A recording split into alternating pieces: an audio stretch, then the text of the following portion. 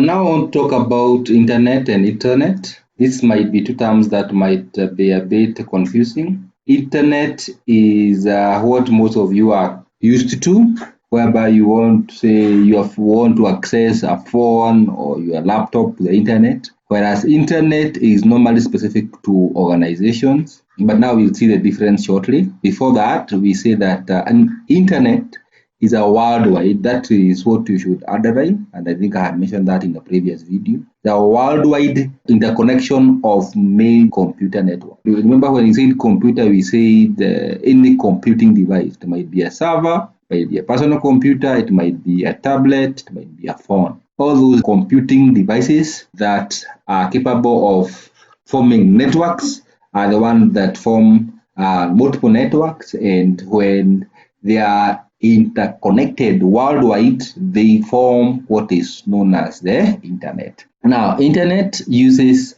a standard internet protocol, that is either TCP or IP, which you learn at a later stage, but that is something that you should learn. Then we also say that every computer in the internet is identified by a unique IP address. And normally the address looks like this one, and there are two types of IP addresses. One is called IP version 4 and IP version 6. So in the old days we have, or even currently we are still using version 4, but in the future, which has already started, most of the computing devices will be allocated a version 6 address. But the most common one is this one. We don't need to know more about the details of version 4 or version 6. Just know that this is an example of version 4 IP address. And what that does, it gives that computer a unique identifier that can allow it to be accessed when some resources are required to be either obtained or stored in that computer. And we also say that a special computer domain name server, also called DNS, is used to provide a name to the IP address. So we normally have a map whereby we know that IP address 121.116.127.11 is assigned to maybe an IP address called dkut.ac.ke. So that kind of a map allows you to, when you want to access a given server or resource in the internet, you don't have to remember this, you just need to remember this, and when you put this one in the address, then the DNS or domain name server will resolve to this address and therefore give you the resource that you require. So that is the general definition of internet. And now internet looks like this one. This is the one that we nowadays are calling it crowd. So in crowd, we are saying that we have multiplicity of resources, computer networks, and purely we have one PC there, we have one router here that allows you to probably to connect to your mobile phone or your tablet via that network, and then all these form what is now referred to as the internet. They are connected, and therefore one person with a device here might access a device that is far away, maybe in the US or in China. All that constitutes what we refer to as the internet. And we say that internet is accessible to every user all over the world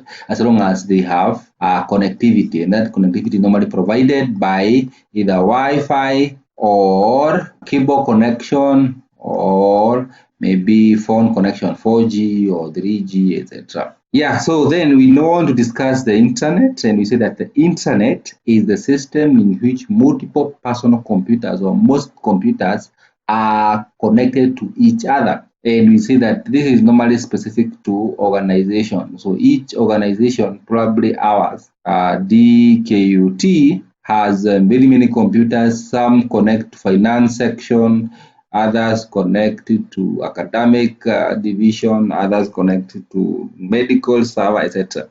So there are times when we can only access the internet as long as we are within that network. For instance, if you are a student or you are staff in the CUT, you will only be able to access probably the student portal or the student finance statement or payroll for the staff only when you are within Kimathi. Sometimes they are allowed to be accessible from outside, but mostly the internets are only accessible to the members of that institution. And for instance, the portal, for you to access the portal or for you to access to accept your payroll, you normally require the username and the password. As if you don't have the username and password that have been issued by the organization, then you will not be able to access that internet. So the internet typically looks like this one. This one organization, this may be the CUT, and therefore someone, as long as they are connected to the network or the internet of the organization, that is only when they are able to access internet. If they are not directly connected, then they may not be able to access the resources that are available.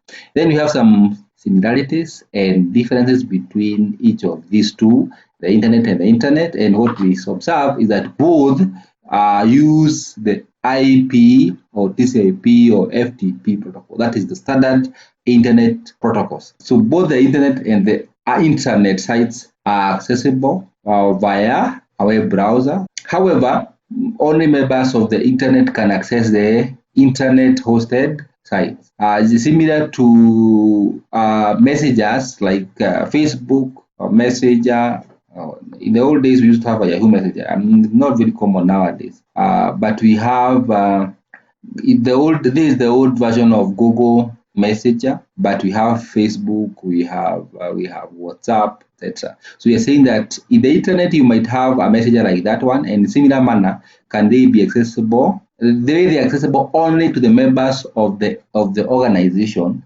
We have a similar messages for the internet, like Facebook, like WhatsApp, among others. So it is possible to have messages that are accessible within the internet and others that are accessible outside or within the internet. Now the differences is that internet is general to public or to PCs that are all over the world, whereas internet is only accessible to the PCs that belong to the organization. Internet provides a wider and better access to websites, whereas the intranet is restricted to the members of a given organization. And lastly, internet is not as safe as the intranet. It is in the internet where you are going to be hacked, you're going to find viruses, etc. But mostly in the internet, it's normally accessible to a few members and therefore it's a bit safer.